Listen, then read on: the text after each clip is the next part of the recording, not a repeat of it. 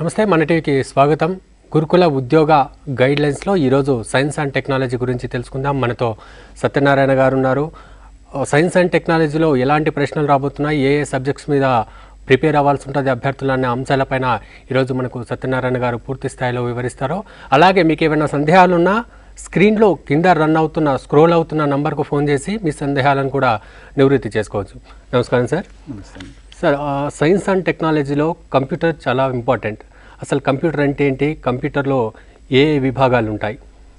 ఇక్కడ ప్రధానంగా కంప్యూటర్కి సంబంధించినటువంటి విషయాలను కనుక గమనిస్తే కంప్యూటర్ యొక్క డెఫినేషన్ని అర్థం చేసుకొని తర్వాత ఫర్దర్ ముందుకు వెళ్దాం.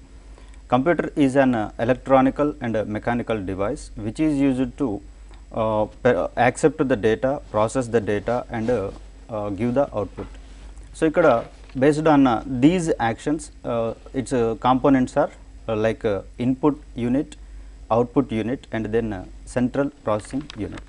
So what are the functions of CPU and what are the different input units that are used in computer systems and what are the output systems? వీటి గురించి మనకు మెయిన్లీ క్వశ్చన్స్ అడిగే అవకాశం ఉంటుంది.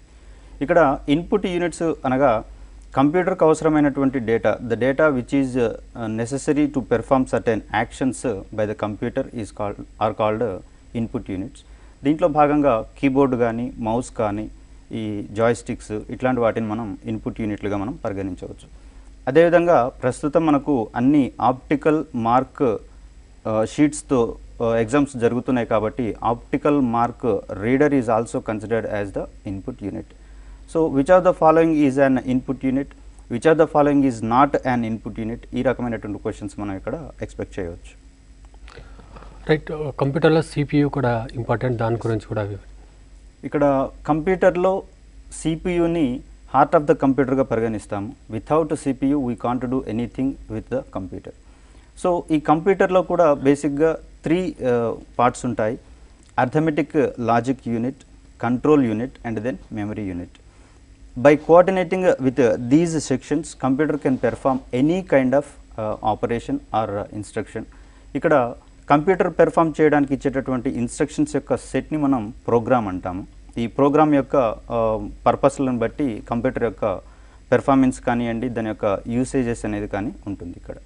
సో ఈ సిపియులోని పార్ట్స్ని కనుక మనం పరిశీలిస్తే ఫస్ట్ది అర్థమెటిక్ అండ్ లాజికల్ యూనిట్ అనుకున్నాము. దీనికి సంబంధించినటువంటి basic arithmetical operations were calculated by ALU. అదేవిధంగా ఫ్యూ డెసిషన్ మేకింగ్ ఇన్స్ట్రక్షన్స్ ఉంటాయి, డెసిషన్ మేకింగ్ స్టేట్మెంట్స్ ఉంటాయి. These are also carried out by arithmetic and logical unit. తర్వాత ఇచ్చినటువంటి ఇన్ఫర్మేషన్ని స్టోర్ చేసుకొని ఫర్దర్ ప్రాసెస్ చేసుకోవడానికి లేదా ఫ్యూచర్ పర్పస్లో వాడుకోవడానికి గాను మెమరీ యూనిట్ అనేది మనకి ఇక్కడ ఉపయోగపడుతుంది. అదేవిధంగా కంప్యూటర్ యొక్క కాంపోనెంట్స్ అన్నిటినీ కోఆర్డినేట్ చేసుకుంటూ కంప్యూటర్ యొక్క పనితనాన్ని మెరుగుపరిచేటందుకు గాను కంట్రోల్ యూనిట్ అనేది ఉపయోగపడుతుంది. It is used to control and monitor all the peripherals which are associated with the computer. కాబట్టి కంట్రోల్ యూనిట్ యొక్క పనితనం ఇక్కడ మనకు కనిపిస్తుంది. తర్వాత మెమరీ యూనిట్లో కూడా మనం ఇక్కడ ఒక ఇంపార్టెంట్ ఏరియాగా మనం దీన్ని భావించవచ్చు. మెమరీ యూనిట్లో 2 రకాలైనటువంటి మెమరీ యూనిట్స్ ఉంటాయి: primary unit and secondary unit. Primary unit involves with in the computer, that means ప్రస్తుతం మనం వాడుతున్నటువంటి ర్యాండమ్ యాక్సెస్ మెమరీ, ఆర్ఏఎం లేదా ర్యామ్ అంటాం దీన్ని. అదేవిధంగా రీడ్ ఓన్లీ మెమరీ, ఈ 2 రకాలైనటువంటి మెమరీస్ని మనం ప్రైమరీ మెమరీస్గా వాడతాము.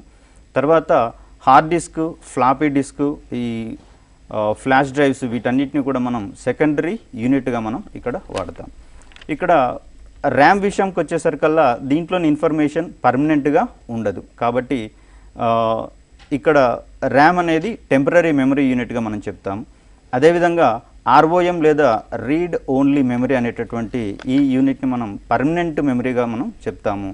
ఇప్పుడు లేటెస్ట్గా స్మార్ట్ ఫోన్స్ అన్నీ హై స్పెసిఫికేషన్స్తో వస్తున్నాయి కాబట్టి స్మార్ట్ ఫోన్స్ వాడే ప్రతి ఒక్కరికి కూడా ఈ ఆర్ఏఎం గురించి, ఆర్ఓఎం గురించి తరోగా తెలిసి ఉంటుంది. కాబట్టి by applying the real time scenarios we can easily understand these concepts.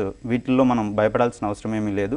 Computers విషయంలో బేసిక్ థింగ్స్ మనం జనరల్గా ఇప్పుడు ఈ స్మార్ట్ ఫోన్స్ విషయంలో వాట్ ఆర్ ద స్పెసిఫికేషన్స్ అనేవి కొంత మనం తరోగా నేర్చుకోగలిగితే విత్ ఫుల్ అండర్స్టాండింగ్ తోటి మనం ఇక్కడ క్వశ్చన్స్ ఆన్సర్స్ చేసేయచ్చు.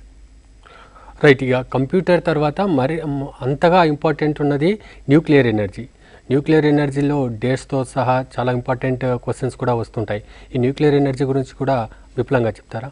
ఇక్కడ న్యూక్లియర్ ఎనర్జీలో కేంద్రక శక్తి అంటాం దీన్ని. ఇది రెండు రకాలుగా మనకు బయటకు వెలువడుతుంది.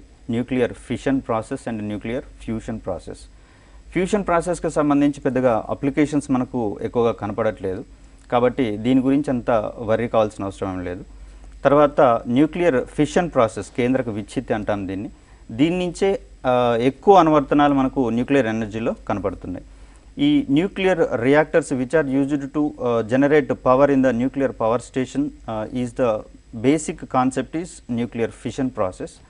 సో ఈ న్యూక్లియర్ ఫిషన్ యొక్క అప్లికేషన్సే మనకి ఇందులో కనిపిస్తున్నాయి. కాబట్టి తర్వాత majority achievements of India were seen in nuclear energy sector, కాబట్టి దీనికి సంబంధించినటువంటి విషయాలు కూడా మనం కూలంకషంగా తెలుసుకోవాలి. Which is the first nuclear reactor that were established in the world, ఇదొకటి చాలా ఇంపార్టెంట్ విషయం. ఎన్రికో ఫెర్మి అనేటటువంటి శాస్త్రవేత్త అటామిక్ పైల్ అనేటటువంటి రియాక్టర్ని ఫస్ట్ ఎస్టాబ్లిష్ చేస్తాడు. అయితే దీనికి సంబంధించినటువంటి ఇయర్స్ తోటి మనం అంతా కన్ఫ్యూజ్ కావాల్సినటువంటి అవసరం ఏం లేదు. కొంత దీనికి సంబంధించినటువంటి క్లారిటీగా లేనటువంటి అంశాలను ఇక్కడ మనం చూడవచ్చు. ఎందుకంటే న్యూక్లియర్ రియాక్టర్కి సంబంధించి అది ఎప్పుడు కన్స్ట్రక్షన్ అయ్యింది అనేటటువంటిది ఒకటి పాయింట్, తర్వాత అది ఎప్పుడు క్రిటికాలిటీలోకి వచ్చింది అనేటటువంటి పాయింట్ కూడా ఇక్కడ మనకు రెండు రకాలైనటువంటి డేటాలు కనిపిస్తాయి. తర్వాత చాలా వరకు రియాక్టర్లను డీకమిషన్ చేసినటువంటి డేట్స్ కూడా ఉన్నాయి, కాబట్టి అట్లాంటి విషయాల్లో మనం కొంత సానుకూలమైనటువంటి దూరంతో వెళ్తే బాగుంటుంది. ఇక్కడ క్రిటికాలిటీ అనే ఒక వర్డ్ ఇక్కడ మనకు కనిపిస్తుంది. ఎప్పుడైతే న్యూక్లియర్ రియాక్టర్ ప్రొడక్షన్ అనేది స్టార్ట్ చేస్తుందో దాన్ని ఆ న్యూక్లియర్ రియాక్టర్ యొక్క క్రిటికాలిటీ స్టేజ్ అని చెప్పేసి చెప్తాం. ఇప్పటివరకు మనకు సాధారణమైనటువంటి పరిభాషలో ఇది అందుబాటులో లేనటువంటి పదం. సో ఇట్లాంటి కొన్ని కీ కాన్సెప్ట్స్ని మనం మనంతటా మనం వీలైతే శోధించుకుంటూ వీలైనంత ఇన్ఫర్మేషన్ గ్యాదర్ చేసుకుంటూ దీంట్లో మనం పోవాల్సినటువంటి అవసరం ఉంది. రైట్. తర్వాత అణ్వాయుధాలు, మిసైల్స్ గురించి కూడా చాలా ఇంపార్టెంట్ క్వశ్చన్స్ వస్తుంటాయి కదా. ఎస్, ఇక్కడ మిసైల్స్కి సంబంధించి ఇండియాలో 1960s నుంచే దానికి సంబంధించినటువంటి పరిశోధనలు జరిగినాయి. ఇండియన్ నేషనల్ కమిటీ ఫర్ ఒక్క నిమిషం, మీరు అడిగిన మిసైల్స్ కదా. Right, okay. డిఆర్డిఓని ఎస్టాబ్లిష్ చేశాం, డిఫెన్స్ రీసెర్చ్ డెవలప్మెంట్ ఆర్గనైజేషన్ అనేది మనకి ఇక్కడ ఉంది. Technology development establishment and department of technology development and production అనేటటువంటి ఫ్యూ ఆర్గనైజేషన్స్ని మిక్స్ చేసేసి క్లబ్ చేసేసి ఇక్కడ డిఆర్డిఓని మనం చేశాము. తర్వాత మిసైల్స్కి సంబంధించి అసలు వాట్ ఈజ్ ఎ మిసైల్ అనేది ఇక్కడ మనం ప్రత్యక్షంగా చూడాల్సినటువంటి అవసరం ఉంది. Missile in the sense self propelled system is called missile అని చెప్పేసి అంటాం. అంటే స్వయం చోదిత శక్తి కలిగి అటానమస్ గైడెన్స్ ఉంటూ గ్లైడింగ్ సామర్థ్యం ఉంటూ ఉండేటటువంటి దాన్ని మనం మిసైల్గా పరిగణిస్తాం. సైంటిఫిక్గా చెప్పాల్సి వచ్చినప్పుడు any thrown object is called a missile. అంటే విసరబడినటువంటి ఏ వస్తువునైనా మనం ఇక్కడ మిసైల్గా పరిగణించవచ్చు. అయితే ఇక్కడ యాక్చువల్ మిసైల్, సైంటిఫికల్ మిసైల్కి ఉండేటటువంటి ఈ డిఫరెన్సెస్ ఏంటంటే సైంటిఫిక్గా చెప్పినప్పుడు దానికి ఈ ప్రొపెల్లెంట్ అనేది ఉండదు, అంటే ఇంధనం అనేది ఉండదు. అదేవిధంగా గైడెన్స్ సిస్టమ్ ఉండదు, దట్ మీన్స్ కంట్రోల్ చేయలేం మనం. తర్వాత ఇంజిన్ అనేది దానికి ఉండదు, సైంటిఫిక్గా ఉండేటటువంటి మిసైల్కి ఉండదు. ఒకవేళ వీటన్నిటినీ కనుక మనం మనకు కావాల్సినటువంటి మిసైల్స్లో కనుక మనం అరేంజ్ చేసినట్లయితే మనకు కావాల్సినటువంటి టార్గెట్ ఎక్కడ ఉన్నా కూడా దాన్ని మనం డిస్ట్రాయ్ చేసేందుకు అవకాశం ఉంటుంది. తర్వాత డిఆర్డిఓకి సంబంధించి ఫ్యూ ప్రాజెక్ట్స్ ఉన్నాయి. ఈ ప్రాజెక్ట్స్లో భాగంగా కొన్ని రకాలైనటువంటి మిసైల్స్ని మనం డెవలప్ చేసినాం. సో ఈ మిసైల్స్లోకి డెప్త్గా వెళ్ళడానికి ముందర అసలు మిసైల్స్లో ఏమేమి రకాలు ఉన్నాయి అనేది కనుక మనం ఇక్కడ పరిశీలించినట్లయితే ballistic missiles and cruise missiles అనేటటువంటి రెండు మాటలు ఇక్కడ మనం వాడుకోవాలి.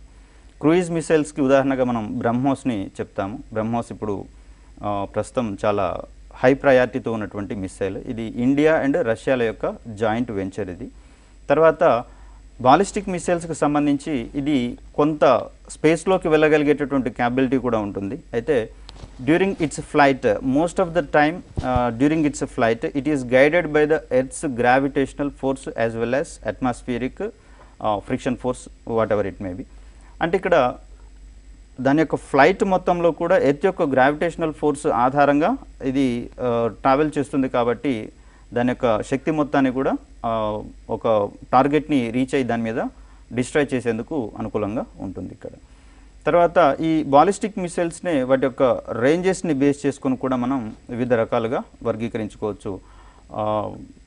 టాక్టికల్ బాలిస్టిక్ మిసైల్స్ అని చెప్పేసి, అదేవిధంగా థియేటర్ బాలిస్టిక్ మిసైల్స్ అని చెప్పేసి, next intermediate range ballistic missiles అని చెప్పేసి, అదేవిధంగా ఇంటర్ కాంటినెంటల్ బాలిస్టిక్ మిసైల్స్ అని చెప్పేసి, నెక్స్ట్ ఈ సబ్మెరైన్ లాంచ్డ్ బాలిస్టిక్ మిసైల్స్ అని చెప్పేసి ఫ్యూ కైండ్స్ ఆఫ్ మిసైల్స్గా మనం ఇక్కడ క్రైటీరియా తీసుకోవచ్చు. రైట్. ఇక స్పేస్ టెక్నాలజీ గురించి కూడా చాలా ఇంపార్టెంట్ క్వశ్చన్స్ వస్తుంటాయి కదా, వాటిపైన కొంచెం క్లియర్గా చెప్పండి. స్పేస్ టెక్నాలజీకి సంబంధించి ఇండియా ఒక సూపర్ పవర్గా ఇప్పుడు ప్రస్తుతం కనపడుతుంది మనకు. ఈ స్పేస్ టెక్నాలజీలో ఇందాక చెప్పినటువంటి Indian national committee for space research అనేది ఫస్ట్ ఎస్టాబ్లిష్ అయింది. తర్వాత department of space technology establish కావడానికి ముందు వరకు కూడా డిపార్ట్మెంట్ ఆఫ్ అటామిక్ ఎనర్జీలో భాగంగా దాని యొక్క ఫండ్స్ ఇస్తుండడం వల్ల, ఆ ఆర్గనైజేషన్ ఆధ్వర్యంలోనే ఫండ్స్ వస్తుండడం వల్ల దీనికి సంబంధించినటువంటి కార్యక్రమాలు జరుగుతూ ఉంటాయి.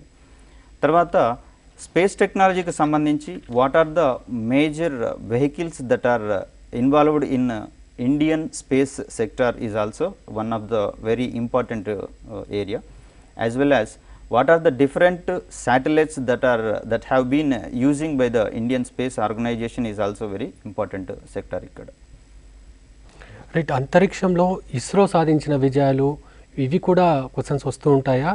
వీటి గురించి కూడా కొంచెం క్లారిటీ. ఖచ్చితంగా ఇస్రో యొక్క మేజర్ అచీవ్మెంట్స్ ఇక్కడ మనకు ఒక ఇండియా సూపర్ పవర్గా ఎదగడానికి దోహదం చేసింది కాబట్టి, ఫస్ట్ ఆఫ్ ఆల్ ఇస్రో యొక్క అచీవ్మెంట్స్ కనుక చూస్తే శాటిలైట్స్ని చూడడంతో పాటుగా దానికంటే ముందు లాంచింగ్ వెహికల్స్ గురించి మనం మాట్లాడుకోవాల్సి వస్తుంది. ఇక్కడ ఫస్ట్ డిజైన్ చేయబడినటువంటి వెహికల్గా శాటిలైట్ లాంచింగ్ వెహికల్ లేదా ఎస్ఎల్విగా మనం ఇక్కడ పరిగణిస్తాము. దీంట్లో రోహిణి రాకెట్లను మనం ఇక్కడ ప్రయోగించడం జరిగింది ఎస్ఎల్వి ద్వారా. ఇది 1979లో దీని యొక్క 1970sలలో దీని యొక్క ఫస్ట్ ఆపరేషన్ జరగగా మొత్తం 4 మాత్రమే జరిగినాయి. సో వీటి యొక్క డేట్స్ అంత ప్రయారిటీ మనకు అవసరం లేదు. అయితే ఎస్ఎల్వి అనేది 4 స్టేజ్డ్ సాలిడ్ ప్రొపెల్లెంట్ వాడేటటువంటి రాకెట్ వెహికల్. ఇది అంటే మొత్తం కూడా సాలిడ్ ప్రొపెల్లెంట్ వాడేవాళ్ళం. హెచ్టిపిబి అంటాం, హైడ్రాక్సిల్ టర్మినేటెడ్ పాలీ బ్యూటడైన్ అనేటటువంటి ఇంధనాన్ని ఫ్యూయల్గా మనం ఇక్కడ వాడతాము ఎస్ఎల్వి వెహికల్స్లలో. సో ఎస్ఎల్వి వెహికల్స్ కేవలం 40 kgs వెయిట్ ఉన్నటువంటి పేలోడ్స్ని లో ఎర్త్ ఆర్బిట్స్, దట్ మీన్స్ ఈ ఆర్బిట్స్ అనేవి 500 kilometers అరౌండ్ ఉండేటటువంటి ఆర్బిట్స్ అంటాం వీటిని. ఈ లో ఎర్త్ ఆర్బిట్స్లలోకి కేవలం 40 kgs వెయిట్ ఉండేటటువంటి పేలోడ్స్ని మాత్రమే అప్లై చేయడానికి, లాంచ్ చేయడానికి పనికొస్తాయి. కాబట్టి ఇంకా భారీ ఉపగ్రహాల యొక్క అవసరం ఉంటుంది కాబట్టి వాటిని పరిగణించడానికి, ప్రయోగించడానికి అనువుగా ఇక్కడ ఎనదర్ వెహికల్ని మనం ఇక్కడ వాడాము. అదే augmented satellite launching vehicle, ASLV అని చెప్పేసి అని అంటాము. దీని ద్వారా స్ట్రెచ్డ్ రోహిణి కైండ్ శాటిలైట్స్ని మనం లాంచ్ చేశాము. ఈ రెండిటి యొక్క ఎక్స్పీరియన్సెస్ అండ్ వాటి యొక్క ఎక్స్పెరిమెంట్స్ ద్వారా వచ్చినటువంటి నాలెడ్జ్ ఆధారంగా one of the beautiful and most powerful rocket launching వెహికల్ని మనం ఇక్కడ ఎస్టాబ్లిష్ చేసుకున్నాం. దాన్నే PSLV, working horse of ISRO అంటాం దీన్ని. ఈ వర్కింగ్ హార్స్ ఆఫ్ ఇస్రోని పిఎస్ఎల్విగా మనం చెప్తాం, polar satellite launching vehicle. Polar satellite launching vehicle అంటే ధృవానువర్తన కక్షలు అంటాం, పోలార్ ఆర్బిట్స్. ఈ పోలార్ ఆర్బిట్స్లో ఉండేటటువంటి శాటిలైట్స్ని లాంచ్ చేయడానికి కాను మేజర్లీ వాడేది పిఎస్ఎల్వి రాకెట్స్. పిఎస్ఎల్వి 3 ఈ మధ్యనే ప్రవేశపెట్టడం సక్సెస్ కూడా అయింది కదా, దాని గురించి కూడా రీసెంట్లీ వెళ్ళింది పిఎస్ఎల్వి C-37. దీని ద్వారా 104 శాటిలైట్స్ని సింగిల్ లాంచ్లో మనం ఇక్కడ లాంచ్ చేయడం జరిగింది. తర్వాత దీనికి సంబంధించినటువంటి డెవలప్మెంట్స్ ఒక్కసారి మనం కనుక చూసినట్లయితే, స్పేస్ టెక్నాలజీలో ఇస్రో అనేది ఒక సూపర్ పవర్గా ఎదగడం వెనుక కొన్ని ఆర్గనైజేషన్స్ యొక్క సామర్థ్యాలు, నెక్స్ట్ క్యాపబిలిటీస్ మొత్తం కూడా ఇక్కడ ఉన్నాయి. ఒక్కసారి మనం డీటెయిల్గా కనుక చూసినట్లయితే, స్పేస్ ఆర్గనైజేషన్లో what are the organisations that are highly involved in developing the space technology అనేది వెరీ వెరీ ఇంపార్టెంట్ ఆస్పెక్ట్. దీనికి సంబంధించి ఒక్కసారి స్క్రీన్ మీద కనుక మనం చూడగలిగితే, మొట్టమొదటిగా విఎస్ఎస్సి, ఇది తిరువనంతపురంలో ఉంది, విక్రమ్ సారాభాయ్ స్పేస్ సెంటర్. దీని యొక్క మెయిన్ ఇంటెన్షన్ ఏంటంటే focusing on rocket of space vehicles, దీని యొక్క మెయిన్ ఇంటెన్షన్. తర్వాత లిక్విడ్ ప్రొపల్షన్ సిస్టమ్స్ సెంటర్, అంటే రాకెట్లకు కావాల్సినటువంటి లిక్విడ్ ప్రొపల్షన్స్ మొత్తం, ప్రొపల్లెంట్ ఇన్ ద సెన్స్ ఫ్యూయల్ అనమాట, దీనికి సంబంధించినటువంటి రీసెర్చ్ అండ్ డెవలప్మెంట్ యూనిట్గా దీన్ని మనం ఇక్కడ చూడవచ్చు. Next Satish Dhawan space centre, this was established in Sriharikota. This is the world's second ranked rocket launching station. ఫస్ట్ది కౌరు అని చెప్పేసి అని అంటాము, ఫ్రెంచ్ గయానాలో ఉంది. ఎస్డిఎస్సి మాత్రం world's second ranked space rocket launching centre, ఇది శ్రీహరికోటలో ఉంది. తర్వాత ఇనర్షియల్ ప్రొపల్షన్ రీసెర్చ్ సెంటర్గా మనం ఇక్కడ దీన్ని చూస్తాము, ఇస్రో ప్రొపల్షన్ అండ్ సిస్టమ్. దీన్ని మహేంద్రగిరిలో ఎస్టాబ్లిష్ చేశారు. This is meant for testing, assembling and integrating propulsion systems. మరొకటి ఇస్రో శాటిలైట్ అప్లికేషన్ సెంటర్, దీన్ని పీనియాలో ఎస్టాబ్లిష్ చేశాము. This is meant for design, development, fabrication and testing of indigenous satellites. Indigenous in the sense these were developed in India with our own technology.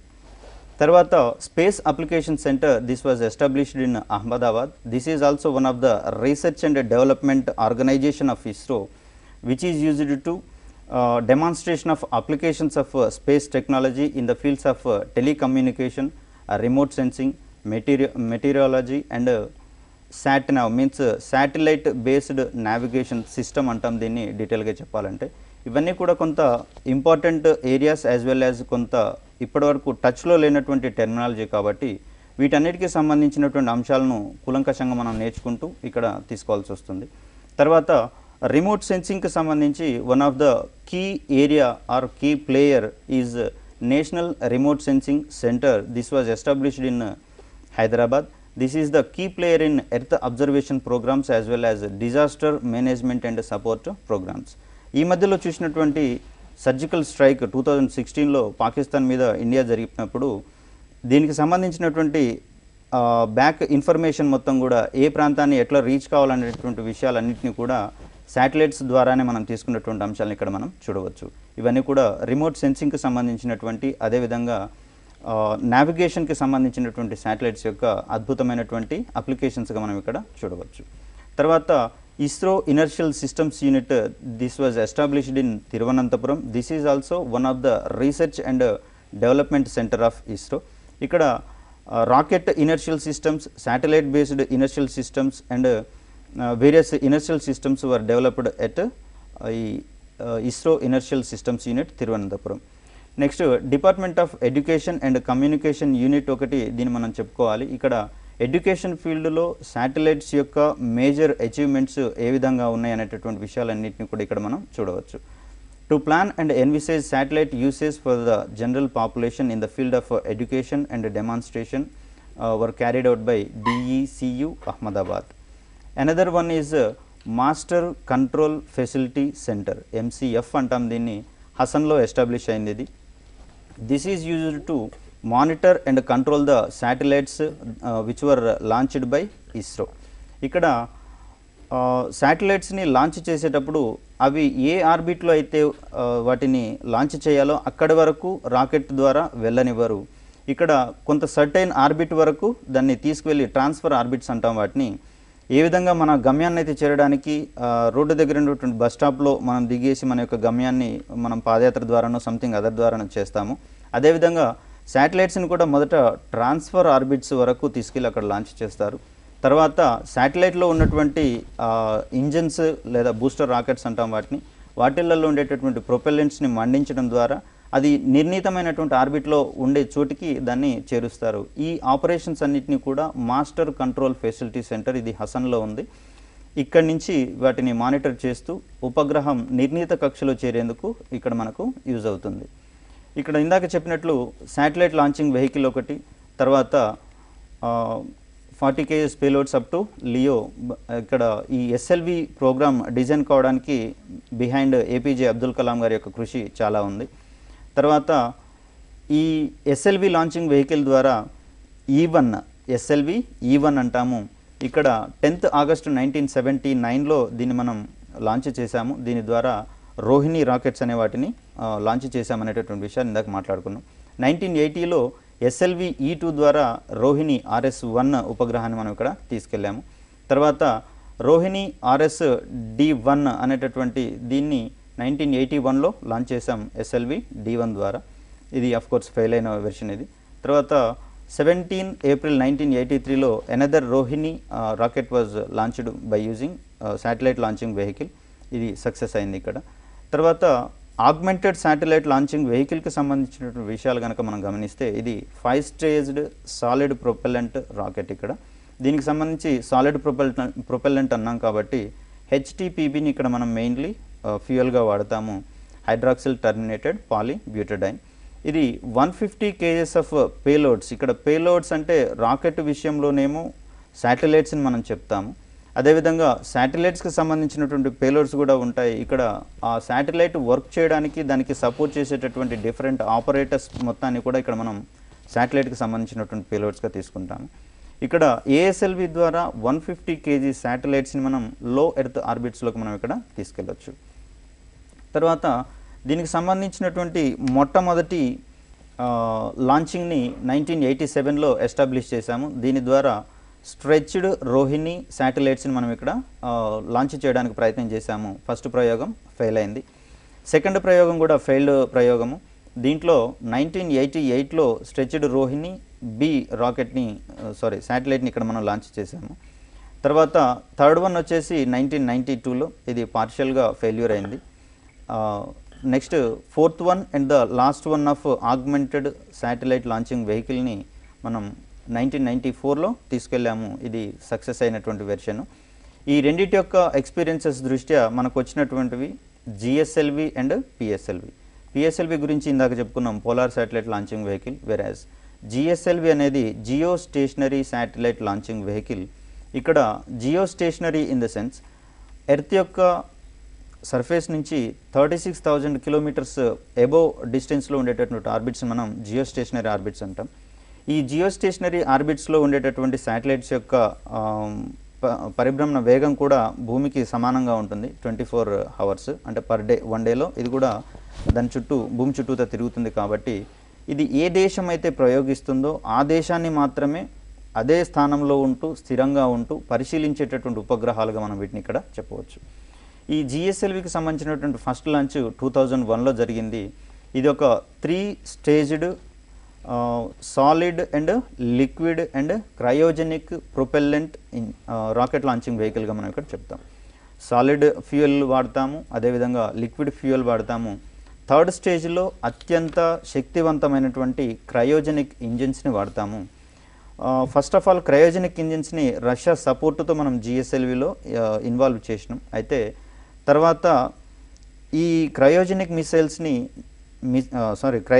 ఇంజిన్స్ని మిసైల్స్లో వాడతారేమో అనేటటువంటి అపోహలతోటి కొన్ని దేశాల యొక్క అభివృద్ధి చెందిన దేశాల యొక్క ఇన్ఫ్లుయెన్స్ తోటి రష్యా ఈ క్రయోజెనిక్ ఇంజిన్స్ని మనకు ఇవ్వడాన్ని ఆపేసింది. సో దట్ ఏం చేసాం, అప్పుడు ఇండియాలోనే ఇండిజినస్ క్రయోజెనిక్ అప్పర్ స్టేజ్ ఇంజిన్స్ని డెవలప్ చేయడానికి మనం పూనుకున్నాం. ఈ ప్రయోగం సక్సెస్ అయిన కారణంగా లాస్ట్ 4 GSLV వెర్షన్స్లలో మనం ఈ ఇండిజినస్ క్రయోజెనిక్ ఇంజిన్స్ని మనం వాడుకున్నాం. దీంట్లో liquid oxygen and liquid hydrogen ఈ రెండింటిని కూడా మనం ఫ్యూయల్స్గా వాడతాం. బై యూజింగ్ దీస్ ఫ్యూయల్స్, వీటిని క్రయోజెనిక్ ఫ్యూయల్స్ అంటాం. వీటి ద్వారా మనకు అత్యధిక శక్తి వెలువడుతుంది. కాబట్టి తద్వారా లభించేటటువంటి అత్యధిక థ్రస్ట్ తోటి సుదూర కక్షలలోకి అవసరమైతే భారీ ఉపగ్రహాలను కూడా ప్రవేశపెట్టగలిగేటటువంటి శక్తి మనకు ఇండియాకు వచ్చేసింది. దీని ద్వారా 500 kg ఉండేటటువంటి బరువైనటువంటి పేలోడ్స్ని, ఇది 500 కాదండి 5000 kgs ఉండేటటువంటి ఈ పేలోడ్స్ని మనం లో ఎర్త్ ఆర్బిట్స్లోకి మనం లాంచ్ చేయవచ్చు. అదేవిధంగా 2000 kgs వెయిట్ ఉండేటటువంటి వీటిని జియోసింక్రనస్ ట్రాన్స్ఫర్ ఆర్బిట్లోకి మనం పంపించవచ్చు. Geosynchronous in the sense 36,000 kilometres డిస్టెన్స్లో ఉండేటటువంటి ఆర్బిట్స్ ఇవి.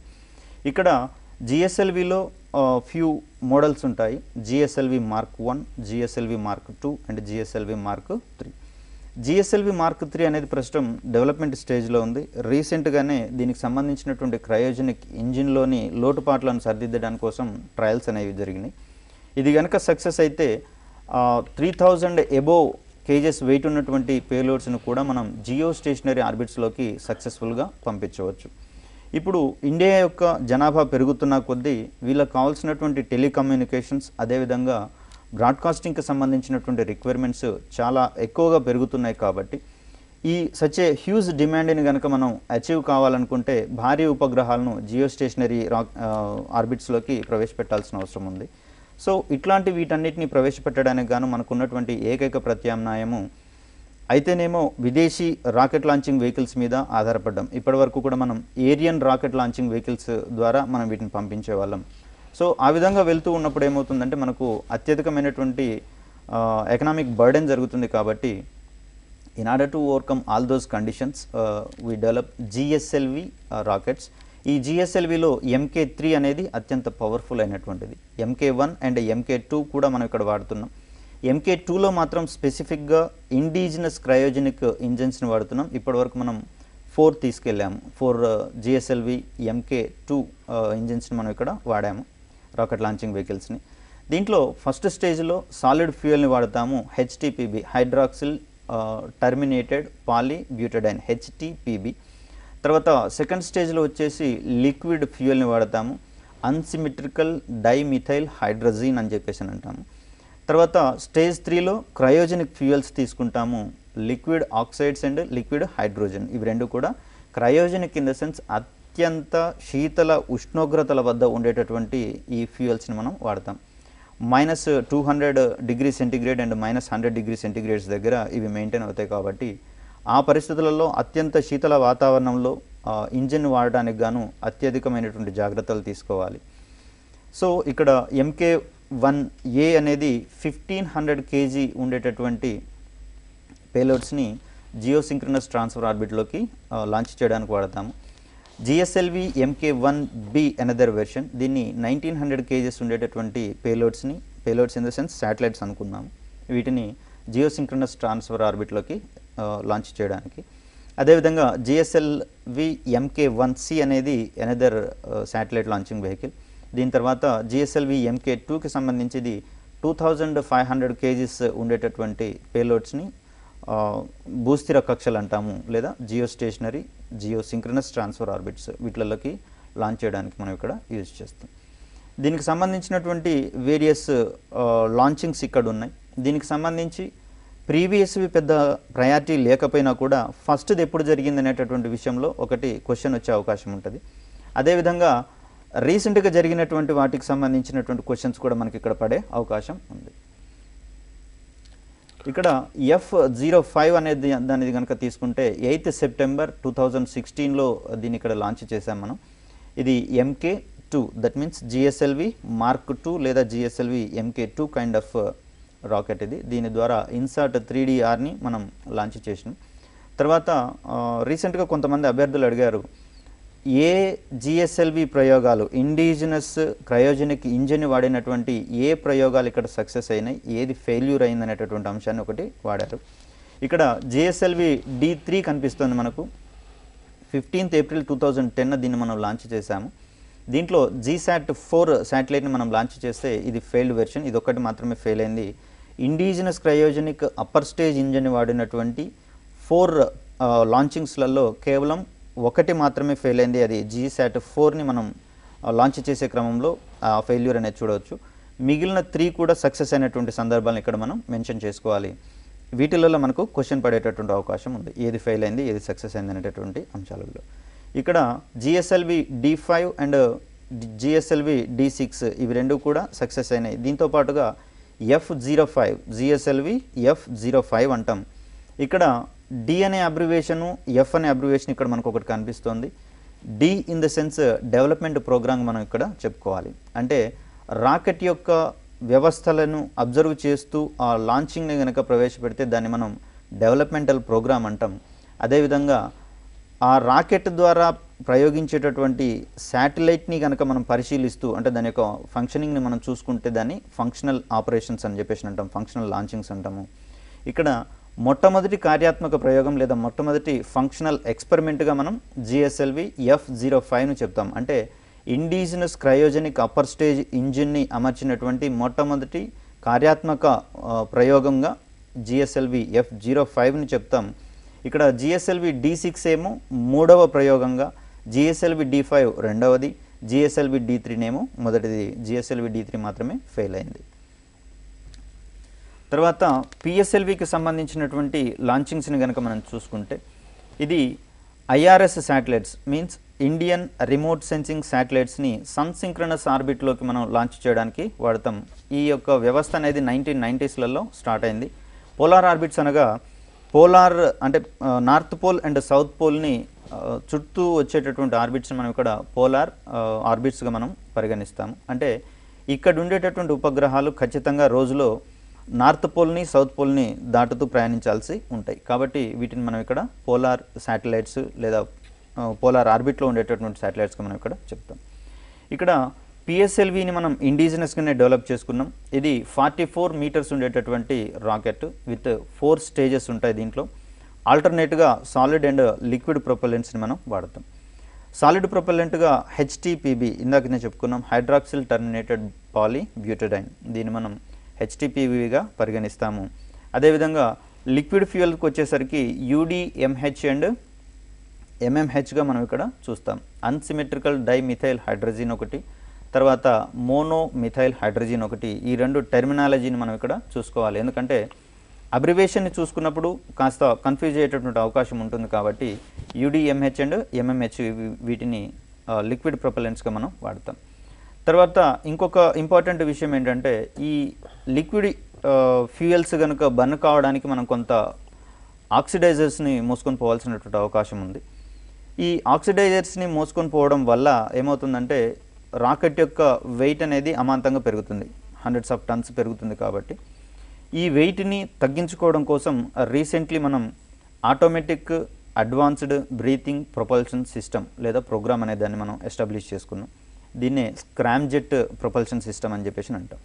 ఇక్కడ స్క్రామ్జెట్ ప్రొపల్షన్ సిస్టంలో ఇంజిన్ ఏం చేస్తుందంటే ఆక్సిడైజర్ని భూమి మీద నుంచే తీసుకెళ్లకుండా ఎర్త్ మీద ఉన్నటువంటి అట్మాస్ఫియర్లో ఉన్నటువంటి ఆక్సిజన్ అది కలెక్ట్ చేసుకొని ఆ ఆక్సిజన్ని బేస్ చేసుకొని ఇక్కడ బర్నింగ్ ప్రాసెస్ అనేది ఇక్కడ ఫుల్ఫిల్ చేసుకుంటుంది. సో ఇట్లాంటి సిస్టమ్ మనకు ఆల్రెడీ మిసైల్స్లలో కూడా ఉంది. ఆ మిసైల్స్లలో ఉండేటటువంటి టెక్నాలజీని కొంచెం మనం అభివృద్ధి చేసి ఇక్కడ ఈ అడ్వాన్స్డ్ బ్రీతింగ్ ప్రొపల్షన్ సిస్టమ్ని మనం ఇక్కడ డెవలప్ చేసుకున్నాం.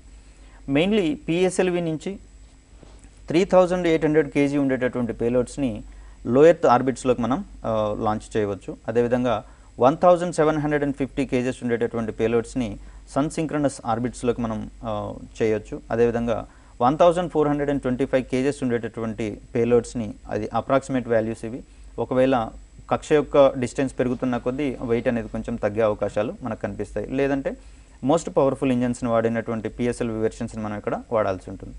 ఈ పేలోడ్స్ యొక్క వెర్షన్స్ ఆధారంగా కూడా పిఎస్ఎల్వి యొక్క వేరియేషన్స్ ఉంటాయి.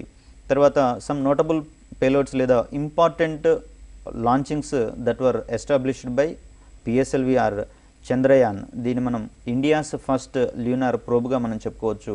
దీని ద్వారా మొట్టమొదటిసారిగా మనం చంద్రుడిని మీదికి ఒక ప్రోబ్ని పంపించాం, మూన్ ఇంపాక్ట్ ప్రోబ్ అంటాం. చంద్రుడి యొక్క క్యారెక్టరిస్టిక్స్ని అబ్జర్వ్ చేయడం కోసం ఇక్కడ మనం దీన్ని లాంచ్ చేసినాం. దీని ద్వారా తెలిసిన విషయం ఏంటంటే మ్యాగ్మా ఓషియానిక్ థియరీ అనేటటువంటి సిద్ధాంతం ఆధారంగా చంద్రుడు ఏర్పడినట్లుగా ఇక్కడ మనకు ఈ మూన్ ఇంపాక్ట్ ప్రోబ్ అనేది మనకు రివీల్ చేసింది. నెక్స్ట్ వన్ ఈజ్ మామ్ లేదా మార్స్ ఆర్బిటార్ మిషన్ అంటాం, లేదా మంగళయాన్ అంటాం. ఇది first interplanetary mission of ఇండియాగా మనం దీన్ని చెప్పవచ్చు. తర్వాత దీని యొక్క మరో ఘనత ఏంటంటే in its single attempt India reached MOM. So వరల్డ్లో ఇప్పటి వరకు ఫస్ట్ అటెంప్ట్లోనే మార్స్ని రీచ్ అయినటువంటి మిషన్గా దీన్ని మనం ఇక్కడ మంగళయాన్ చెప్పవచ్చు. ఆ విధంగా రీచ్ అయినటువంటి ఫస్ట్ కంట్రీ వరల్డ్లోనే మన ఇండియా. తర్వాత దీని తర్వాత వచ్చేసి ఆస్ట్రోసాట్ని మనం ఇక్కడ ప్రధానంగా చెప్పుకోవాల్సి వస్తుంది. Astrosat is the completely 100% space observatory శాటిలైట్గా దీన్ని మనం చెప్పుకుంటాం. ఇక్కడ బిఫోర్ ఆస్ట్రోసాట్ మనం చేసినటువంటి స్పేస్కి సంబంధించినటువంటి అబ్జర్వేషన్కి సంబంధించి వేరే శాటిలైట్స్లలో వాటి యొక్క పేలోడ్స్ని మనం ఇన్వాల్వ్ చేసేసి పంపించే వాళ్ళం. అలా కాకుండా ఆస్ట్రోసాట్ అనేది మల్టీపర్పస్ వేవ్ లెన్స్ ఆధారంగా స్పేస్ అబ్జర్వేటరీని తీసుకొచ్చేటటువంటి శాటిలైట్గా మనం ఇక్కడ చెప్పవచ్చు. దీన్ని కూడా పిఎస్ఎల్వి ద్వారానే మనం లాంచ్ చేసినాం. నెక్స్ట్ ఇంకొక ఇంపార్టెంట్ ఆస్పెక్ట్ ఏంటంటే ఇందాక చెప్పుకున్నట్టు శాటినావ్ అనేటటువంటి టర్మ్ ఒకటి తీసుకొచ్చాం. Satnav in the sense satellite based navigation system. అంటే ప్రస్తుతం మనం ఇక్కడ హైదరాబాద్లో కానీ ఇట్లాంటి మెట్రోపాలిటన్ సిటీస్లో కానీ ఉబెర్, ఓలా లాంటి క్యాబ్స్లలో చూసినట్లయితే బుక్ చేసిన తర్వాత మనం డెస్టినేషన్ ఇచ్చిన తర్వాత దానికి సంబంధించినటువంటి జీపీఎస్ ఆధారంగా ఆ రూట్ మ్యాప్ ఒకటి మనకి ఇక్కడ డిజైన్ చేయబడుతుంది.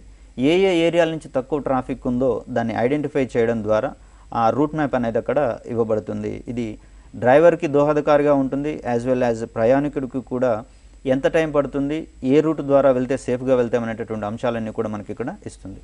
This is the fruit which was given by the IRNSSR satnav based applications. అంటే శాటిలైట్ ద్వారానే మనం ఇక్కడ నావిగేషన్ అనే దాన్ని చేసుకోవచ్చు. ఇక్కడ ఇండియాకు సంబంధించినటువంటి శాటినావ్ వ్యవస్థగా IRNSS Indian regional navigational satellite సిస్టంగా మనం ఇక్కడ తీసుకుంటాము. ఇక్కడ 2016లో ఈ 7th శాటిలైట్ని లాంచ్ చేయగానే నరేంద్ర మోడీ గారు దీనికి ఒక నేమ్ ఇచ్చారు. దీన్ని నావిక్గా పరిగణిస్తున్నాం ప్రస్తుతం. Navigation with Indian constellation. That means ఈ IRNSS శాటిలైట్ సిస్టమ్ ద్వారా మనం ఈ satellite based navigation system develop చేసుకున్నాం కాబట్టి ఈ కాన్స్టలేషన్లో ఉన్నటువంటి ఈ శాటిలైట్స్ అన్నిటిని కూడా మనం ఇక్కడ నావిక్గా పరిగణిస్తున్నాం. సో ఇక్కడ PSLVకి సంబంధించినటువంటి కొన్ని క్యాల్కులేషన్స్ మనం చూసుకోవాలి. ఫిబ్రవరి 2017 వరకు గనక మనం గమనించుకున్నట్లయితే PSLV-G లేదా జనరిక్ అంటాం దీన్ని. ఇక్కడ ఈ వేరియంట్స్ గురించి కూడా కొన్ని క్వశ్చన్స్ వచ్చేటటువంటి అవకాశం ఉంది. భారీ ఉపగ్రహాలను ప్రయోగించాల్సి వచ్చినప్పుడు which of the following vehicle is capable of carrying heavy or huge weighted satellites, huge payloads. The options may be PSLV-G, PSLV-CA, PSLV-XL and option D వచ్చేసి PSLV-G and PSLV-CA. The answer is PSLV-XL. PSLV-XL is highly intended for launching huge payloads. ఒక్కసారి వీటి గురించి చెప్పుకోవాల్సి వస్తుంది. PSLV-G అంటే ప్రధానమైనటువంటి రాకెట్కి, main booster రాకెట్కి additional thrust రావడం కోసం కొన్ని బూస్టర్ రాకెట్స్ని తీసుకొస్తాము. అరౌండ్ 4 to 6 వరకు ఇక్కడ యూజ్ చేయడానికి అవకాశం ఉంది. సో ఇట్లా నార్మల్ బూస్టర్ రాకెట్స్ని వాడితే దాన్ని జనరల్ వెర్షన్ ఆఫ్ PSLVగా పరిగణిస్తాం, PSLV-G. ఇప్పటి వరకు 10 PSLV-G లాంచింగ్స్ జరిగితే దీంట్లో 10 సక్సెస్ అయ్యాయి, 1 failure version and another 1 partial ఫెయిల్యూర్గా దీన్ని మనం తీసుకోవచ్చు. ఇక్కడ ఫస్ట్ లాంచింగ్ వచ్చేసి సెప్టెంబర్ 10, 1993లో దీన్ని మనం లాంచ్ చేశాము. ఈ బూస్టర్ రాకెట్స్ని రిమూవ్ చేసేసి స్వల్పమైనటువంటి తక్కువ వెయిట్ ఉన్నటువంటి పేలోడ్స్ని లో ఎర్త్ ఆర్బిట్స్లోకి మనం కనుక లాంచ్ చేయాలంటే భారీ రాకెట్స్ పెద్దగా అవసరం లేదు కాబట్టి by removing these booster rockets we perform this launching. That kind of version is called PSLV-CA or PSLV core alone రూపం అని చెప్పేసి అంటాం ఇక్కడ. Next another kind of rocket is PSLV-XL or extended large or extra లార్జ్గా దీన్ని మనం పరిశీలిస్తాము.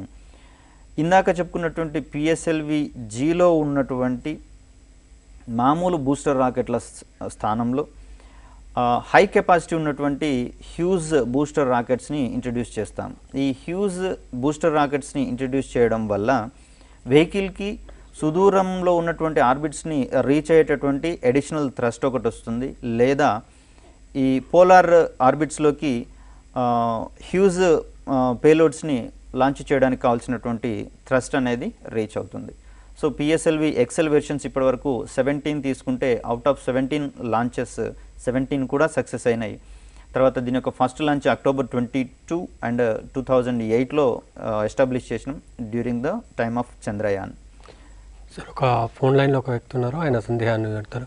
చెప్పండి, మీ పేరు చెప్పి మీరు మీ సమస్య ఏంటో చెప్పండి. మీరు ఏ సందేహపడుతున్నారు, మీరు ఏం తెలుసుకోవాలనుకుంటున్నారు? గోపాల్ని మాట్లాడుతున్నా, కుకట్పల్లి నుంచి. వాయిస్ లెవెల్లో రావట్లేదండి సార్. కుకట్పల్లి నుంచి మాట్లాడుతున్నా, గోపాల్ని. మీ పేరు చెప్పి మాట్లాడండి. సార్, నా క్వశ్చన్ ఏంటంటే ఇప్పుడు జనరల్ సైన్స్ లో కాన్సెప్ట్ ఉంది కదా సార్, ఈ కాన్సెప్ట్ అనేది రీసెంట్ గా నోటిఫికేషన్ పడింది కదా సార్, PSPCB. ఓకే. ఆ నోటిఫికేషన్ లో అంటే క్వశ్చన్స్ డిఫికల్టీ లెవెల్ ఎట్లా ఉంటుంది, అంటే లో లెవెల్ ఉంటుందా, మోడరేట్ గా ఉంటుందా, లేకపోతే అడ్వాన్స్ లెవెల్ లో ఉంటాయా సార్ క్వశ్చన్స్?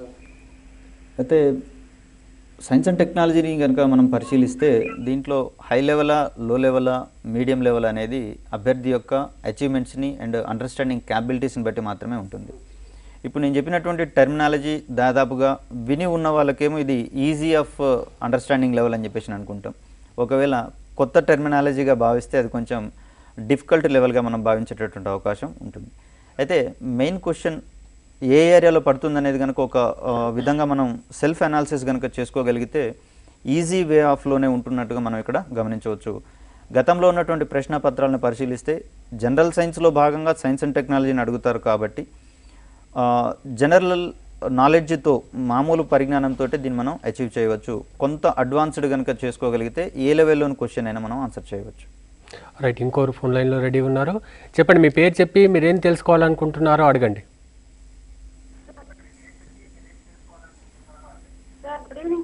గుడ్ ఈవినింగ్ అండి. మంజుల సార్, నేను వరంగల్ అండి. ఓకే సార్, ఈ సైన్స్ అండ్ టెక్నాలజీ బుక్ అనేది స్టాండర్డ్ ఏమైనా బుక్ ఏమైనా రిఫర్ చేస్తారా సార్ మాకు? మళ్ళీ ఒకసారి అడగండి, కొద్దిగా క్లారిటీగా లేదు. సార్ మళ్ళీ అడగండి, క్లారిటీగా అడగండి. సార్, నేను సైన్స్ అండ్ టెక్నాలజీ అంటే పర్టికులర్గా ఏదైనా బుక్ స్టాండర్డ్ బుక్ రిఫర్ చేస్తారా సార్? ఓకే ఓకే, ఏదైనా రిఫర్ చేస్తారా? ఇక్కడ సైన్స్ అండ్ టెక్నాలజీకి సంబంధించి ఇన్ఫర్మేషన్ టెక్నాలజీ మాధ్యమాల్లో విరివిగా ఇన్ఫర్మేషన్ ఉంది. అయితే అది మన ఎగ్జామ్ యొక్క స్టాండర్డ్ ఆధారంగా దాన్ని కన్సర్న్ చేసుకోగలిగేటటువంటి క్యాపబిలిటీ మనకు ఉంటేనేమో we may go with the Wikipedia and various websites of different departments like DRDO కానివ్వండి, ఇస్రోది కానివ్వండి. ఒకవేళ అంత క్యాపబిలిటీస్ కనుక మనకు లేకపోతే ఈ రీసెంట్ డేస్లో కమింగ్ వీక్ ఆర్ 15 డేస్లలో మనకు తెలుగు అకాడమీ నుంచి గురుకులాలకు సంబంధించినటువంటి prescribed books, reference books release అయ్యే అవకాశాలు ఉన్నాయని ఒక సమాచారం. సో అప్పటి వరకు ఆగగలిగితేనేమో జనరల్ సైన్స్కి సంబంధించినటువంటి బేసిక్ కాన్సెప్ట్స్ చదవడం వల్ల ఈ సైన్స్ అండ్ టెక్నాలజీ యొక్క అప్లికేషన్స్ అనేవి కొంచెం ఈజీగా అవుతాయి కాబట్టి అటువంటి పరిశీలన మనం చేయవచ్చు. ఇక్కడ స్టాండర్డ్ బుక్స్ అంటే ఇన్ ద సెన్స్ ఒక వారం 10 రోజులు మాత్రం గడువు పడే అవకాశం ఉంది తెలుగు అకాడమీ నుంచి బుక్స్ రిలీజ్ కావడానికి. రైట్, మరొకరు ఫోన్ లైన్లో రెడీగా ఉన్నారు. చెప్పండి, మీ పేరు చెప్పి మీరు ఏం అడగదలుచుకున్నారో అడగండి. హలో, చెప్పండి సార్. నా పేరు రంజిత్ రెడ్డి సార్. ఓకే అండి. Sir good evening sir. Good evening అండి. సార్ ఏం లేదు సార్, ఒకటి మన టీవీ యాజమాన్యం వాళ్ళకి ఏంటంటే సార్, మీ ఇస్రో క్లాస్ మాకు అప్లోడ్ చేయలేదు సార్. దాన్ని ఒక్కసారి అప్లోడ్ చేయమనండి సార్. నేను మీకు కూడా పర్సనల్ గా కూడా చాలా సార్లు ఇన్వాల్వ్ అయ్యాను. రంజిత్ ఐడెంటిఫై చేశాను. తప్పకుండా అప్లోడ్ చేస్తామండి. రైట్ సార్, ఇక పిఎస్ఎల్వి గురించి మనం చర్చించుకుంటున్నాం, దాని గురించి ఇంకా క్లియర్గా చెప్పండి. దీని గురించి చాలా అచీవ్మెంట్స్ ఉన్నాయండి. అందుకని దీని యొక్క అచీవ్మెంట్స్ అండ్ సక్సెస్ ఆధారంగానే దీన్ని వర్కింగ్ హార్స్ అని చెప్పేసి అని చెప్పుకున్నాం. ఇస్రో యొక్క జవనాశ్వం అని చెప్పేసి అంటాం, పని గుర్రం. సో ఇక్కడ పిఎస్ఎల్వికి సంబంధించి వీటన్నిటిని కనుక చూస్తే కార్టోసాట్ 2D రీసెంట్ లాంచ్లో వీటిని తీసుకెళ్ళాము. INS-1A, INS-1B and Dove satellites, వీటినే ఫ్లాక్ 3P శాటిలైట్స్ అంటాం. ఇవి పక్షుల మాదిరిగా ఉంటాయి. ఇక్కడ ఇది USA నుంచి వచ్చినాం. తర్వాత లెమ్యూర్ శాటిలైట్స్ నుంచి కూడా USA నుంచి తీసుకున్నాం. వీటన్నిటిని మనం ఇక్కడ ఎస్టాబ్లిష్ చేసుకున్నాం. ఇక్కడ ఇప్పటి వరకు లాంచ్ అయినటువంటి శాటిలైట్స్ యొక్క డిఫరెంట్ టైప్స్ని కనుక మనం క్రైటీరియాగా తీసుకుంటే మనకు ఇండియాలోని శాటిలైట్స్ మొత్తాన్ని కూడా IRS శాటిలైట్స్, తర్వాత ఇన్సాట్ శాటిలైట్స్, అదేవిధంగా IRNSS satellites, next earth observation శాటిలైట్స్గా IRS శాటిలైట్స్ అని చెప్పుకుంటాం. టెలికమ్యూనికేషన్స్ అండ్ బ్రాడ్కాస్టింగ్ శాటిలైట్స్గా ఇన్సాట్ శాటిలైట్స్ చెప్పుకుంటాం. అదేవిధంగా ఈ ఆస్ట్రోసాట్ అనేదేమో స్పేస్ అబ్జర్వేటరీ శాటిలైట్గా చెప్పుకుంటాం. అదేవిధంగా చంద్రయాన్ అండ్ మంగళయాన్, వీటన్నిటిని గురించిన పరిశీలన మొత్తం కూడా మనం చేసుకోవాల్సిన అవసరం ఉంది. IRS అనేది బేసిక్గా భాస్కర 1 శాటిలైట్ని లాంచ్ చేయడం ద్వారా ఇది స్టార్ట్ అయింది. సో 1979లో భాస్కర 1ని లాంచ్ చేస్తే 2013కి ఇది సిల్వర్ జూబ్లీ జరుపుకున్నట్లుగా మనం ఇక్కడ గమనించవచ్చు. సో రీసెంట్ ఇయర్స్లలో సిల్వర్ జూబ్లీని జరుపుకున్నటువంటి ఇండియన్ శాటిలైట్ సిస్టమ్ ఏది అనేటటువంటి ఓరియంటేషన్లో కనుక క్వశ్చన్ చూస్తే మనం IRSని చెప్పుకోవచ్చు. తర్వాత ఇక్కడ ఉన్నటువంటి IRS శాటిలైట్స్ రీసెంట్గా లాంచ్ అయినటువంటి శాటిలైట్స్ మొత్తాన్ని కూడా మనం గుర్తుపెట్టుకోవాల్సిన అవసరం ఉంది. అరౌండ్ రీసెంట్గా 14 శాటిలైట్స్ మనకి ఇక్కడ IRSలో సర్వీసెస్ ఇస్తున్నాయి. మొత్తం అయితే 30 వరకు ఉన్నాయి, అవన్నీ అవసరం లేదు. ఓన్లీ రీసెంట్ లాంచింగ్స్ ఏవనేవి మాత్రమే మనం ఇక్కడ చూసుకోవాలి. దీంట్లో భాగంగా కార్టోసాట్ 2D ఒకటి, రీసోర్స్ సాట్ 2A ఒకటి, స్కాట్సాట్ 1, సరల్, రీసాట్ అండ్ మెగాట్రాపిక్స్ వీటన్నిటికి సంబంధించినటువంటి లాంచింగ్ వెహికల్ ఏది, on which date the satellite was launched, ఇట్లాంటి విషయాలు కొంచెం మనం కూలంకషంగా తీసుకోవాలి.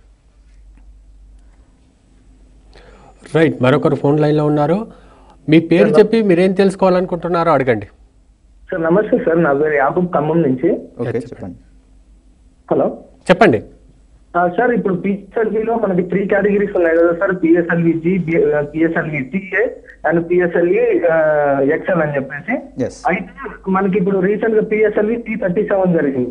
సో శాటిలైట్ కెపాసిటీ వచ్చేసి హై రేంజ్, కానీ అక్కడ మనం మెన్షన్ చేసినప్పుడు పిఎస్ఎల్వి T37 అంటున్నాం కదా. టీ అంటే సిఏ అంటే సంథింగ్ మిడిల్ రేంజ్ అని చెప్పి కంటిన్యూస్ ప్రోగ్రామ్ అంటామండి. C for continuous. హలో, మాట్లాడండి.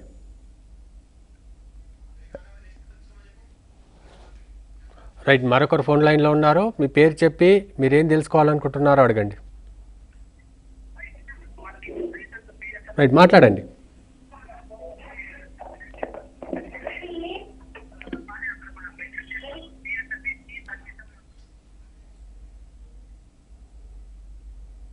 ఎస్, మాట్లాడండి, వినబడుతుంది, మాట్లాడండి. Sir good evening sir. Good evening అండి. సార్ అయితే మాది మహబాద్ డిస్ట్రిక్ట్ సార్. ఓకే, మహబాద్ డిస్ట్రిక్ట్ సార్. అయితే ఇప్పుడు మేము సివిల్స్ ప్రిపేర్ అయిదాం అనుకుంటున్నాం. ఓకే, హలో చెప్పండి, వినిపిస్తుంది. టీవీ సౌండ్ మ్యూట్లో పెట్టి మాట్లాడండి. అయితే స్టాండర్డ్ బుక్స్ చదువుదాము, ఏవి చదివితే ఒక్క నిమిషం సార్. రైట్, ఇప్పుడు గురుకుల మీద చర్చ, గురుకుల సబ్జెక్టు గురించి సార్ మనకు వివరిస్తున్నారు. సివిల్స్ గురించి తర్వాత ఉంటుంది సార్. ఇక మిగిలిన సబ్జెక్ట్ అంతరిక్షం గురించి, క్యాండిడేట్ కాల్ చేసినటువంటి అంశంలో పిఎస్ఎల్వి ఎక్సెల్ అన్నాము. రీసెంట్గా ఇచ్చినటువంటి పిఎస్ఎల్వి C37లో సి ఏంటిది అనేటటువంటి ఒక క్వశ్చన్ అడిగారు. పిఎస్ఎల్వి ప్రోగ్రాంలలో ఫస్ట్ 3 డి అబ్రివేషన్తో ఉంటాయి. PSLV D1, PSLV D2, PSLV D3. D in the sense development programme అని, సి అనేది కంటిన్యూస్ ప్రోగ్రామ్. ఇందాక మనం జిఎస్ఎల్విలో కూడా మనం చూసాము, డి అండ్ ఎఫ్ అనేది అక్కడ ఉంది. GSLV D in the sense development programme, as well as GSLV F అంటే ఫంక్షనల్ ప్రోగ్రామ్ అనమాట, కార్యాత్మక ప్రయోగం అంటాం. ఇక్కడ సి అనేది మనకి ఇక్కడ కంటిన్యూస్ ప్రోగ్రామ్ అనమాట. దట్ మీన్స్ డెవలప్మెంట్ స్టేజ్లోనేమో రాకెట్లోని వివిధ వ్యవస్థల్ని మనం అబ్జర్వ్ చేస్తూ ఉంటాం. అంటే దీని యొక్క పనితీరు ఎట్లా ఉంది, దాన్ని ఇంకా డెవలప్ చేయాలంటే ఫర్దర్గా ఎటువంటి రీసెర్చ్ చేయాలనేటువంటి అంశాలని బేరీజ్ వేసుకుంటూ పిఎస్ఎల్వి డి ప్రయోగాలు ఉంటాయి. ఇక్కడ ఉన్నటువంటి పిఎస్ఎల్వి C37 కానీ C36 కానీ ఇవన్నీ కూడా కంటిన్యూస్ ప్రోగ్రామ్స్, అంటే కొనసాగించదగినటువంటి ప్రోగ్రామ్స్గా మనం భావిస్తాం. ఇక్కడ D3 తర్వాత వచ్చేటి మొత్తం కూడా సి కంటిన్యూస్ ప్రోగ్రామ్సే. దీనికి సంబంధించి ఏంటంటే శాటిలైట్కి సంబంధించినటువంటి వ్యవస్థల మీద మాత్రమే ఫోకస్ చేస్తారు. రైట్, ఇక అంతరిక్షం ఒకసారి కొంచెం పక్కన పెడితే మిగిలింది బయోటెక్నాలజీ. ఇది కూడా చాలా ఇంపార్టెంట్, చాలా లోతైనది. అసలు బయోటెక్నాలజీ అంటే ఏంటి, ఎలాంటి అంశాలు దీంట్లో ఉంటాయి, అభ్యర్థులు ఎలా ప్రిపేర్ అవ్వాలి దీనికి? బయోటెక్నాలజీకి సంబంధించి మరీ డెప్త్గా వెళ్తేనేమో ఒక సబ్జెక్ట్ ఎక్స్పర్ట్ లేదా కాంపిటేటివ్ ఎగ్జామ్కి రాసినట్లుగా అనిపించదు మనకి. ఇక్కడ అది స్పెషలైజేషన్ బ్యాక్గ్రౌండ్లో వెళ్తున్నట్టుగా అనిపిస్తుంటుంది. కాకపోతే ఇక్కడ బయోటెక్నాలజీలో ఏంటంటే కొన్ని కీ కాన్సెప్ట్స్, మెయిన్ టెర్మినాలజీస్ ఉంటాయి. బయో రెమిడియేషన్ అంటే ఏంటి, తర్వాత బయో లీచింగ్ అంటే ఏంటి, ఫెర్మెంటేషన్ ప్రాసెస్ అంటే ఏంటి, ఇట్లాంటి కొన్ని కాన్సెప్ట్స్ ఉంటాయి. క్లోనింగ్ అంటే ఏంటి, IVF అనేది, ఇవన్నీ కూడా కొంచెం న్యూలీ టెర్మినాలజీ. మెయిన్లీ గురుకుల ఎగ్జామ్స్ అనేవి ఇంగ్లీష్ మీడియం బ్యాక్గ్రౌండ్తో జరుగుతున్నాయి కాబట్టి బయో రెమిడియేషన్ అంటే ఏంటి, ఫెర్మెంటేషన్ అంటే ఏంటి, ఈ ప్రాసెస్లు మనకు బయోటెక్నాలజీ పరంగా ఏ విధంగా యూజ్ అవుతున్నాయి. తర్వాత ట్రాన్స్జెనిక్ ఎనిమల్స్, ట్రాన్స్జెనిక్ ప్లాంట్స్ అంటే జన్యు పరివర్తన మొక్కలు మరియు జన్యు పరివర్తన జంతువుల గురించి కూడా మనం ఇక్కడ చెప్పుకోవాల్సి వస్తుంది. అయితే బయోటెక్నాలజీ యొక్క అప్లికేషన్స్ రియల్ లైఫ్లో ఏ విధంగా ఉన్నాయి, ఇదొక్కటే మనం కనుక మనం గమనించగలిగితే చాలా హెల్ప్ఫుల్గా ఉంటుంది. మోస్ట్ ఆఫ్ ద థింగ్ ఏంటంటే అసలు ఈ సైన్స్ అండ్ టెక్నాలజీని ఎందుకు ఇందులో ఇంక్లూడ్ చేశారు కాంపిటేటివ్ ఎగ్జామ్లు అనేటటువంటి విషయంలో కూడా చాలా సందేహాలు ఉన్నాయి. ఎందుకంటే ఆర్ట్స్ బ్యాక్గ్రౌండ్ ఉండే వాళ్ళకు జనరల్ సైన్సే కొంచెం టఫ్గా ఉంటుంది. అలాంటప్పుడు సైన్స్ అండ్ టెక్నాలజీ ఏంటి అనేటటువంటి అంశంలో కూడా కొన్ని సందేహాలు ఉన్నాయి. అయితే సైన్స్ అండ్ టెక్నాలజీ అనేది ఫస్ట్ ఆఫ్ ఆల్ ఒకసారి దీన్ని చూసుకుంటూ బయోటెక్నాలజీలోకి వెళ్దాం ఒక 1 minute.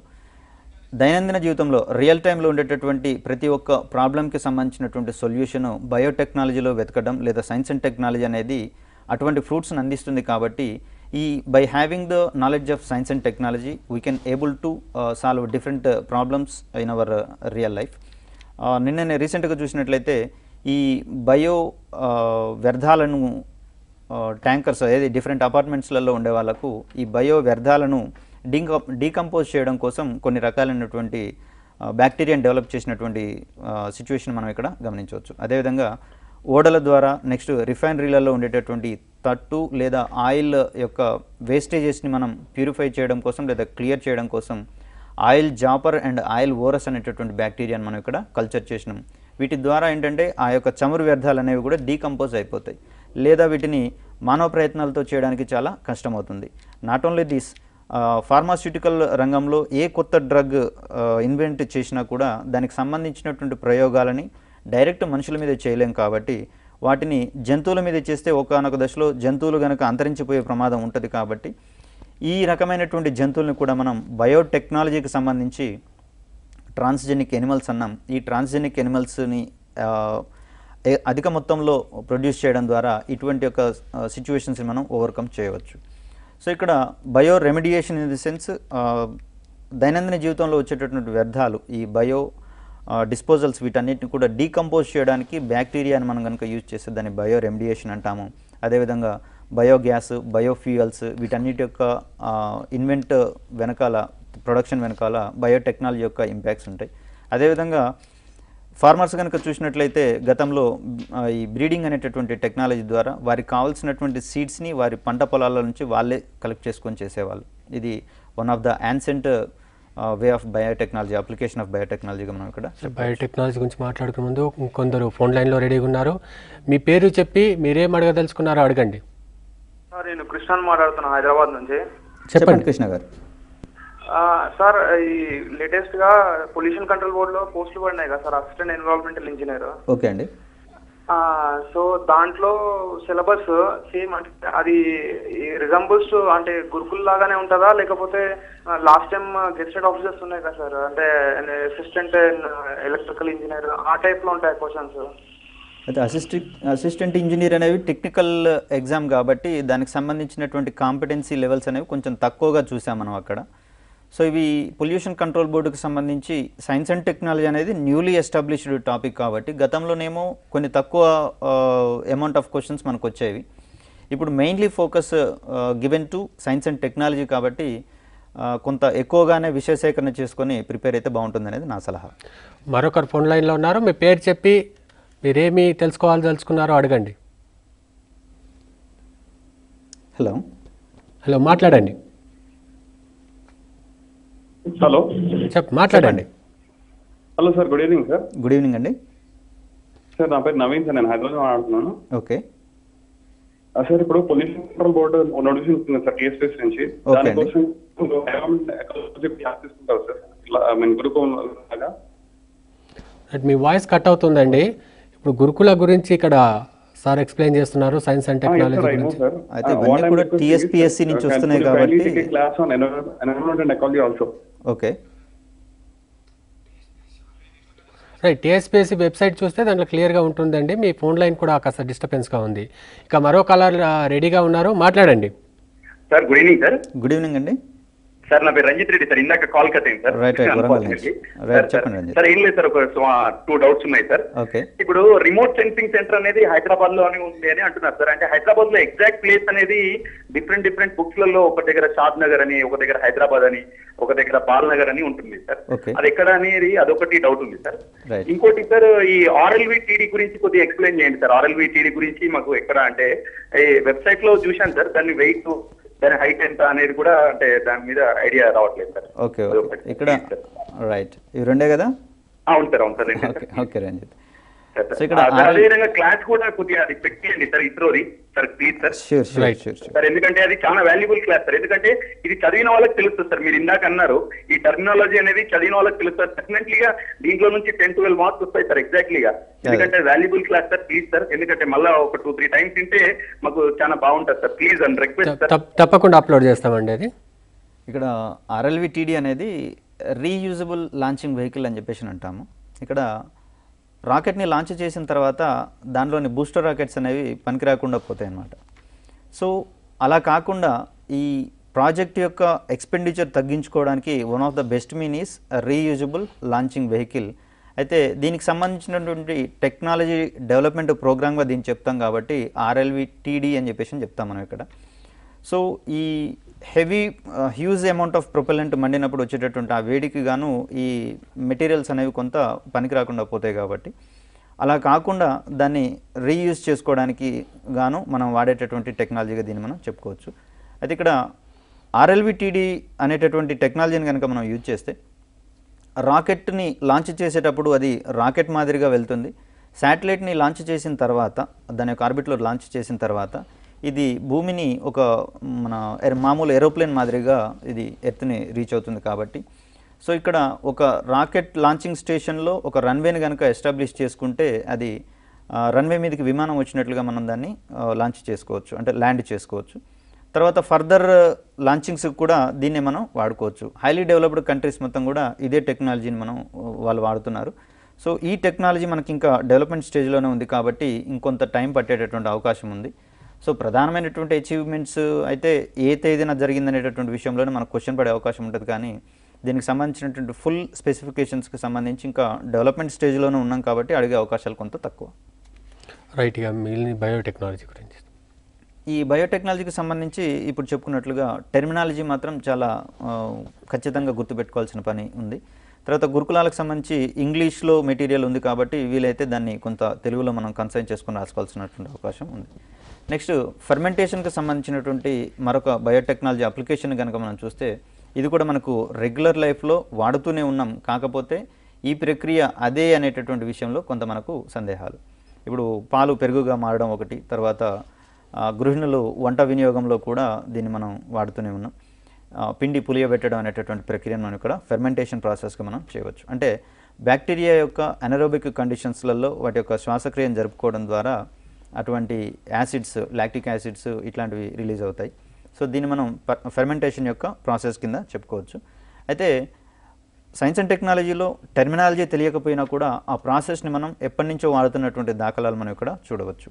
అయితే బై హ్యావింగ్ థరో నాలెడ్జ్ దీన్ని మనం ఇంకా కాస్త బెటర్మెంట్ యూసేజ్లోకి మనం తీసుకెళ్ళవచ్చు. కాబట్టి వీటన్నింటిని ఒకసారి థరోగా నేర్చుకున్నట్లయితే దీని యొక్క అప్లికేషన్స్ ఏ విధంగా ఉన్నాయి, వీటి యొక్క అబ్జర్వేషన్స్ మనం ఏ విధంగా చేయాలి, అవసరమైతే మన స్టూడెంట్స్కి వీటన్నిటిని బోధిస్తూ ఉండడం వల్ల వారిని భవిష్యత్ తరాలకు ఒక అద్భుతమైనటువంటి సైంటిస్ట్గా మనం మలిచి ఇవ్వవచ్చు. కాబట్టి ఈ ఓరియంటేషన్లో మీ యొక్క ప్రిపరేషన్ ఉంటూ మీ గురుకుల లేదా ఎటువంటి జాబ్ వచ్చిన తర్వాతనైనా మీ సరౌండింగ్స్లో ఉన్న వారికి కొంత అవేర్నెస్ ఇస్తూ ఉండడం ద్వారా ఈ సైన్స్ అండ్ టెక్నాలజీ యొక్క ఫ్రూట్స్ని నేషనల్ డెవలప్మెంట్కి మనం యూజ్ చేసిన వాళ్ళం అవుతాం. కాబట్టి ఈ బయోటెక్నాలజీలో మెయిన్ ఇంకొకటి క్లోనింగ్ ప్రాసెస్ని మనం ఒకటి చూడవచ్చు.